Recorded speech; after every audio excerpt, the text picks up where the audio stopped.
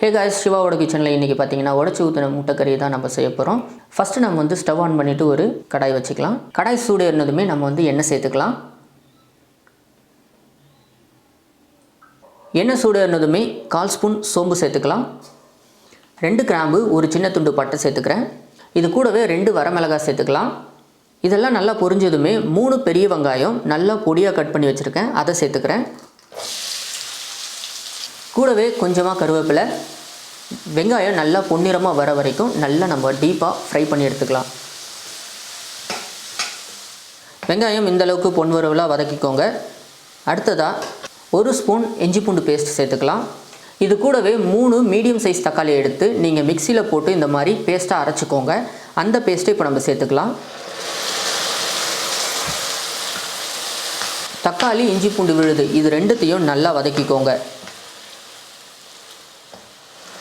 2 நிமிஷம் நல்லா வதக்குனதுமே பாருங்கள் சைடில் எல்லாம் எண்ணெய் பிரிஞ்சு வருது. இந்த டைமில் நம்ம மசாலா பொருட்கள் எல்லாத்தையும் சேர்த்துக்கலாம்.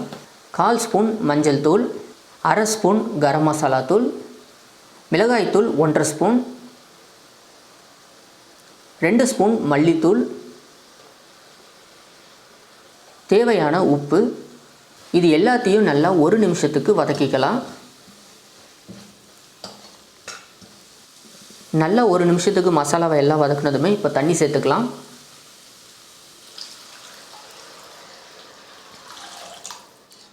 தண்ணி சேர்த்துட்டு நல்லா கலந்து விடுங்க. கலந்துட்டு இதை நல்லா ஒரு 10 நிமிஷத்துக்கு குக் பண்ணிக்கலாம். குழம்பு 10 நிமிஷமாக நல்லா கொதிக்க வச்சு எடுத்துக்கிட்டோம். இப்போ இதில் நாம் தேங்காய் பால் சேர்த்துக்கலாம். ஒரு 7லிருந்து 8 ஸ்பூன் அளவுக்கு நீங்கள் தேங்காய் பால் சேர்த்துக்கோங்க. இப்போ இதை நல்லா கலந்து விட்டுருங்க. கலந்து விட்டுட்டு 1 நிமிஷத்துக்கு கொதிக்க வச்சுக்கலாம். நல்லா ஹை ஃப்ளேமில் வச்சு கொதிக்க வைங்க. 1 நிமிஷம் தேங்காய் பால் கொதித்ததும் முட்டை சேர்த்துக்கலாம்.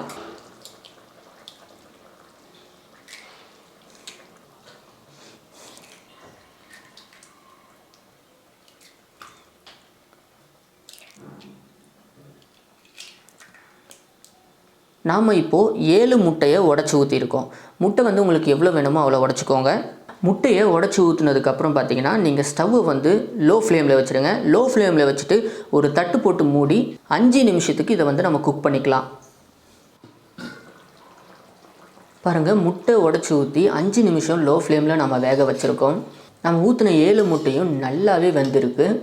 இதை வந்து நீங்கள் அதிகமாக கலக்கி விடக்கூடாது. கலந்து விட்டிங்கன்னா முட்டை வந்து ஒன்றோட ஒன்று உடஞ்சி குழம்போடு சேர்ந்துடும். அதனால் லைட்டாக ஒரு வாட்டி கலந்துட்டிங்கனாலே போதும். இப்போ நமக்கு உடச்சி ஊற்றின முட்டை குழம்பு ரெடி ஆகிடுச்சு. இப்போ நாம் ஸ்டவ் ஆஃப் பண்ணிடலாம். பாருங்கள், சூப்பரான உடச்சி ஊற்றின முட்டை குழம்பு ரெடி ஆகிடுச்சு. இது போல் நீங்களும் ஒரு டைம் இந்த குழம்பை செஞ்சு பாருங்கள். இதோட டேஸ்ட் உண்மையிலேயே ரொம்ப சூப்பராக இருக்கும். இந்த முட்டை குழம்பு செய்கிறது பார்த்திங்கன்னா ரொம்பவே ஈஸியான மெத்தட் தான். யார் வேணாலும் ஈஸியாக செஞ்சிடலாம். அதனால் ஒரு டைம் நீங்கள் இந்த குழம்பை செஞ்சு பாருங்கள். செஞ்சு பார்த்துட்டு இந்த குழம்பு எந்த மாதிரியான டேஸ்ட் இருக்குங்கிறத நீங்கள் மறக்காமல் கமெண்ட் பாக்ஸில் வந்து கமெண்ட் பண்ணுங்கள்.